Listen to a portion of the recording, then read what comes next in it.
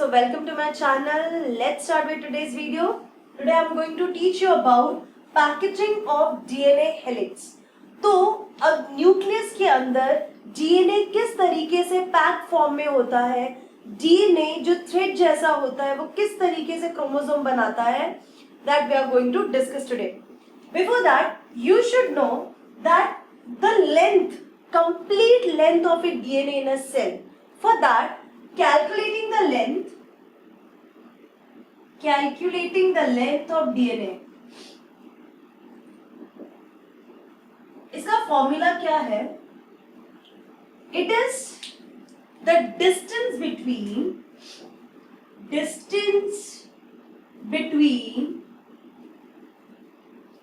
two base pairs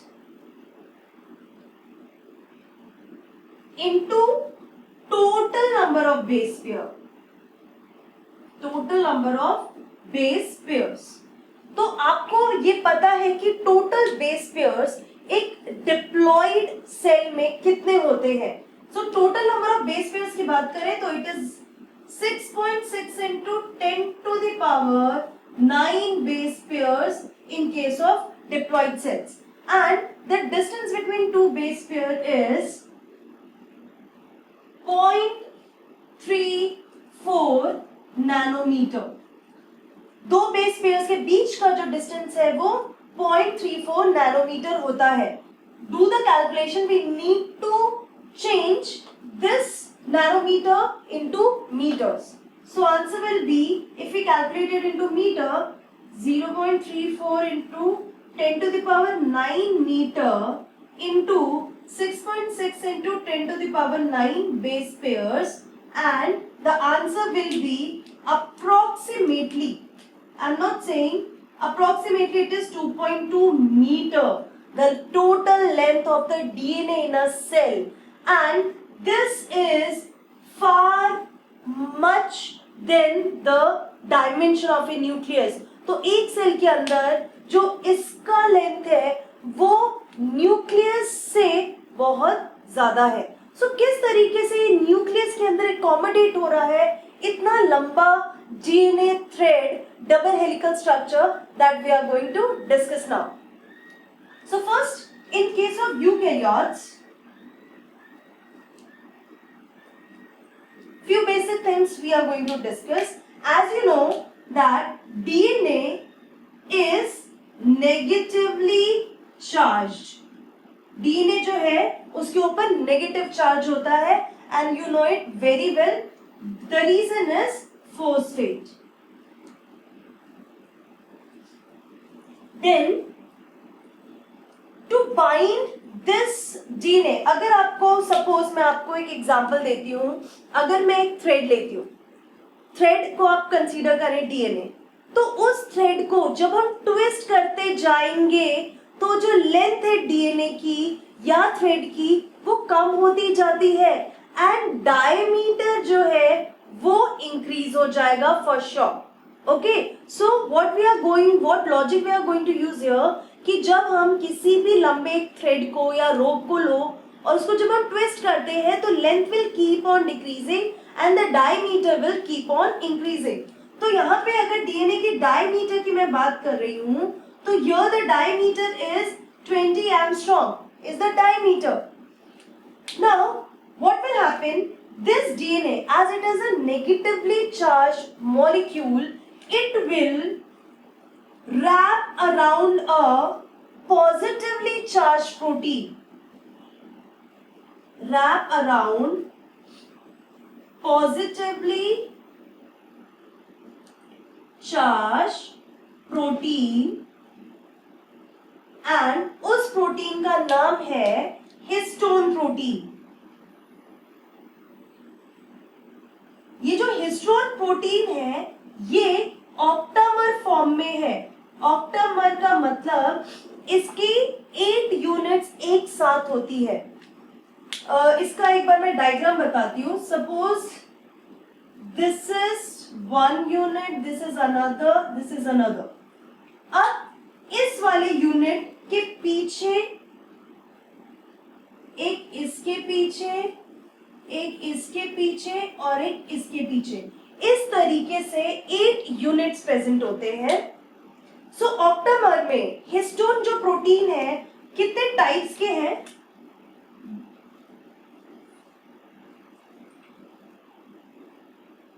histone protein के types जो है it is H1, H2, H3 and H4। ये 4 type के हिस्टोन प्रोटीन्स हैं। इसके भी 2 टाइप है, H2A एंड H2B। ये जो हिस्टोन प्रोटीन है ये पॉजिटिवली चार्ज है, ये बेसिक है in nature, basic protein and they are positively charged. Why they are basic? Because of the presence of 2 type of amino acid, name is lysine and arginine. Lysine और arginine का जो amount होता है इस histone protein में वो बहुत ज्यादा होता है as compare to the other protein. That is why they are basic in nature. So histone protein के ये सारे टाइप्स हैं जिसमें H2 के भी 2 टाइप है। तो जब आप ये स्ट्रक्चर देख रहे हैं तो आप क्या देखोगे, ये सपोज H2A है, ये H2B है, ये भी H2A होगा और उसके पीछे H2B, ये H3 H4 H3 H4। सो ये जो 4 यूनिट्स है, ये 4 यूनिट जो है ये डबल फॉर्म में प्रेजेंट है। सबके 2-2 यूनिट्स जो है यहाँ पे प्रेजेंट है, इसीलिए यहाँ पे टोटल 8 है और वो 8 जो है वो 4 टाइप के हिस्टोन प्रोटीन से ही बने हुए हैं। सो ये हो गया आपका पहला concept. So remember that histone protein is a positively charge protein having basic amino acid. जो वो बेसिक अमीनो एसिड जिसका अमाउंट सबसे ज्यादा है it is lysine and arginine. Histone protein 4 types के होंगे यहाँ पे, H1, H2, H3 and H4। जो H2 है, H2A और H2B उसके भी टाइप्स हैं एंड ये H2, H3 एंड H4 की 2-2 यूनिट्स प्रेजेंट है।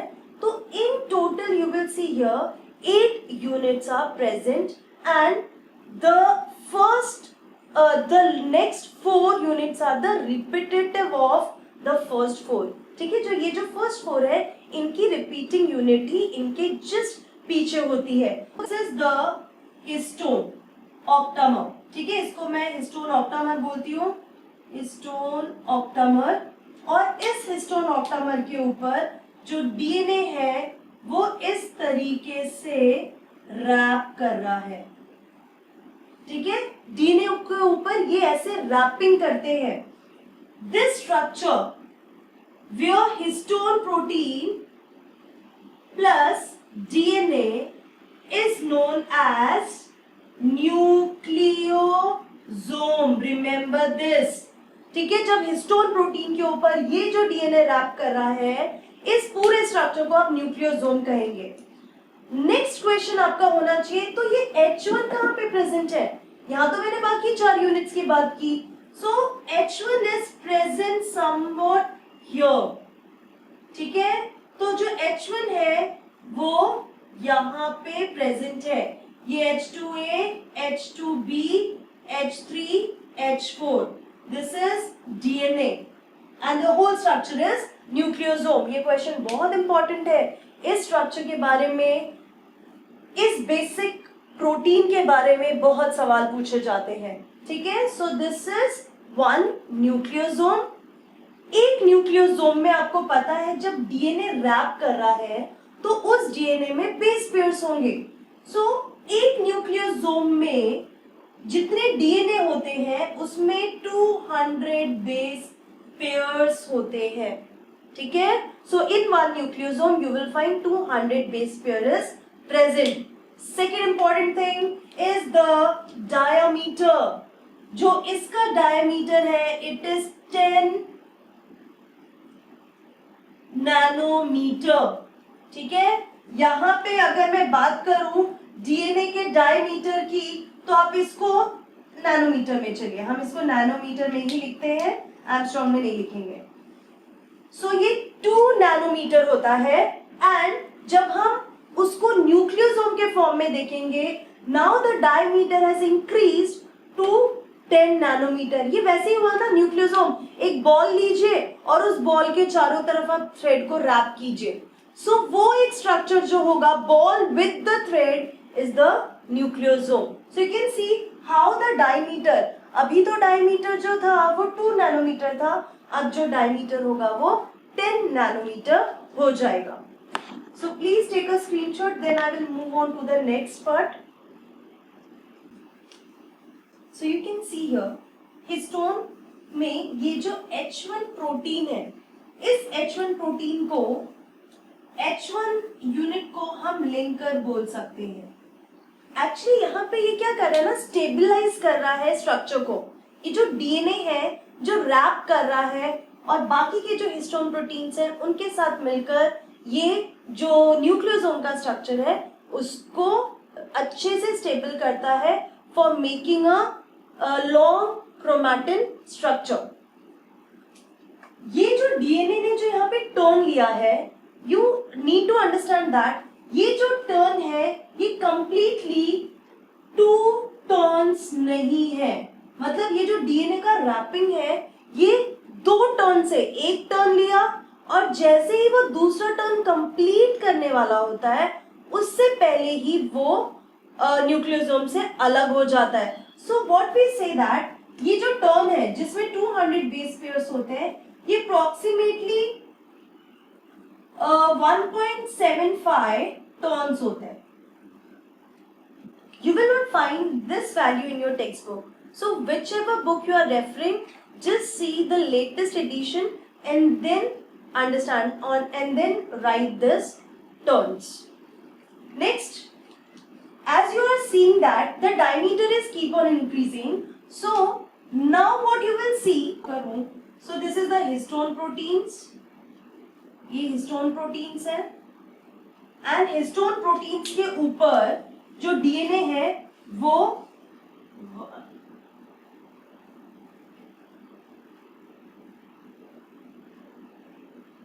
ठीक है, इस तरीके से रैपिंग हो रही है। फिर यहां पे आपका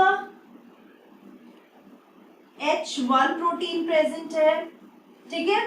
now this structure is known as bead on a string structure, ठीक है। ये एक क्रोमैटिन फाइबर को शो कर रहा है। Because of this nucleosome, this chromatin fiber is having a diameter of or the thickness of 10 nanometer because of this nucleosome. Now what will happen? This structure will keep on coiling. अब ये जो structure है DNA का, chromatin का, वो कुछ इस तरीके से कॉइल होगा, ठीक है। तो कॉइल होगा तो आपको एक कॉइल में ऐसे न्यूक्लियोसोम्स दिखेंगे,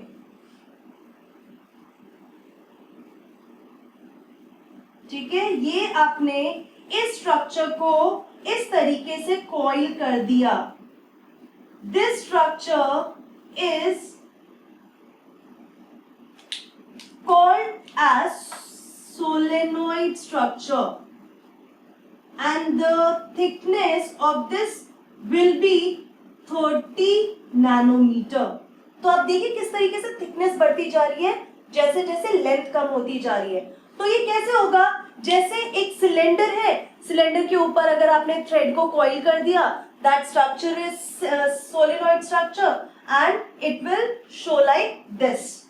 Then the next will be more compaction and after this, जैसे आपने देखा सोलेनॉइड बना न्यूक्लियोसोम से, न्यूक्लियोसोम डीएनए से बना, and after solenoid you will see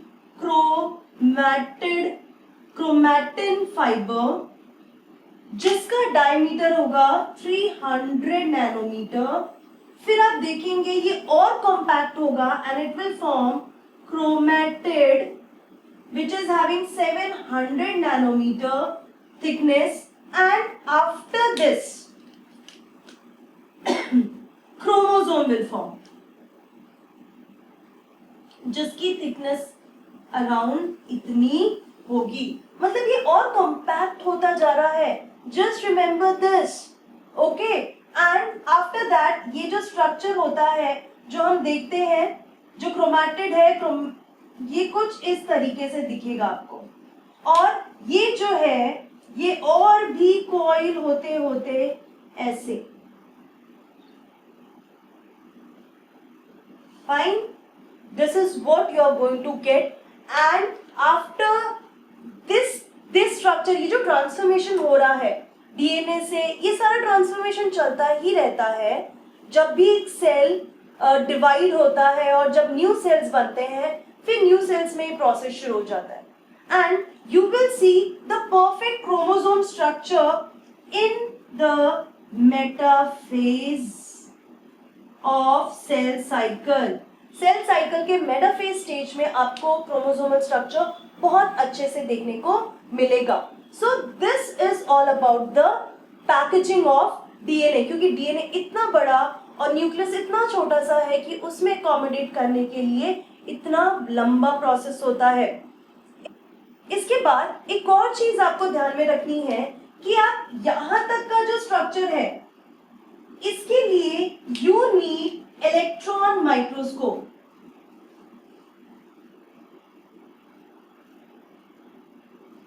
आप इसको इलेक्ट्रॉन माइक्रोस्कोप से देख सकते हैं और बाकी का जो स्ट्रक्चर है आप उसको लाइट माइक्रोस्कोप से देख सकते हैं. ठीक है, ये भी बहुत इंपॉर्टेंट पॉइंट हो जाता है. So please take a screenshot and then I will move to the next topic. One more point I forgot to add here. With the histone protein, DNA का ये जो क्रोमोसोम का स्ट्रक्चर बन रहा है इसमें हिस्टोन प्रोटीन के साथ नॉन हिस्टोन क्रोमोसोमल प्रोटीन जिसको NHC बोला जाता है, नॉन हिस्टोन क्रोमोसोमल प्रोटीन. तो सिर्फ हिस्टोन प्रोटीन ही काफी नहीं है उसको कॉम्पैक्ट स्ट्रक्चर देने के लिए. तो हिस्टोन प्रोटीन के अलावा भी जो और कॉम्पैक्ट करने में हेल्प करता है वो है histone non histone chromosomal protein. This is also given in your text book. So please remember this protein too. Now the next is, so when you will see carefully the nucleus, if you will observe the nucleus in chromatin, you will find two different regions in chromatin. One is called euchromatin and the other one is called heterochromatin. क्या difference है इन दोनों में? जो euchromatin होता है, अगर आप chromatin को न्यूक्लियस के अंदर जितना भी क्रोमैटिन मटेरियल उसको अच्छे से ऑब्जर्व करेंगे after staining, so it is lightly stained and on the other side it is darkly stained. ठीक है, अगर स्टेनिंग की बात करेंगे तो ये लाइटली स्टेन होगा, वो डार्कली स्टेन होगा. ये लूज स्ट्रक्चर है एंड ये कॉम्पैक्टली अरेंज्ड होगा. इसका मतलब कि जो टर्न्स होंगे वो बहुत टाइट टर्न्स होंगे, बहुत कॉम्पैक्ट स्ट्रक्चर है, और यहाँ पे जो टर्न्स होंगे वो थोड़े लूज होंगे. And because of that, as it is loose, it is having loose structure, it is transcriptionally active. ये फटाफट ट्रांसक्रिप्शन करेगा क्योंकि ट्रांसक्रिप्शन के लिए ये जो कॉम्पैक्ट स्ट्रक्चर है इसको लूज होना पड़ेगा और लूज होने के बाद डीएनए का जो डबल स्ट्रैंड है उनको भी अलग होना पड़ेगा। सो अगर ये स्ट्रक्चर लूज है तो ट्रांसक्रिप्शन प्रोसेस का होना इजी हो जाता है। ट्रांसक्रिप्शन मतलब डीएनए टू एमआरएनए, ठीक है। सो ये स्ट्रक्चर होना इजी हो जाएगा। बट वही अगर ये कॉम्पैक्टली अरेंज होगा तो ये जो पार्ट होगा क्रोमैटिन का लेस एक्टिव, ये उतना एक्टिव नहीं होगा ट्रांसक्रिप्शन के लिए जितना ये यूक्रोमैटिन रीजन होगा। So this is all about today's video. In today's video I have covered the topic that is packaging of DNA, in which I have given you an idea how DNA is wrapped around the histone protein, and for complete formation of chromosome histone proteins are required plus non-histone chromosomal proteins are also required. And if you will observe the structure, the length of DNA is keep on decreasing and the diameter will keep on increasing. When you will observe the nucleus very carefully, तो आप देखेंगे कि जो chromatin material है कहीं कहीं पे वो बहुत lightly stained है और कहीं पे वो darkly stained है। जो lightly stained region होता है chromatin material का उसको आप यूक्रोमैटिन कहेंगे, और जो डार्कली स्टेन्ड है उसको आप हेट्रोक्रोमैटिन बोलेंगे। जो लूज है जिसका कॉम्पैक्शन वो ट्रांसक्रिप्शनली एक्टिव होते हैं, एंड जो बहुत कॉम्पैक्टली अरेंज होते हैं वो ट्रांसक्रिप्शन करने के लिए उनमें टाइम लगता है, because they have to break their bond, उन्हें लूज होना पड़ेगा and then can go for transcription. So this is all about today's topic. See you in the next video. Till then, keep learning. Take care. See you and goodbye.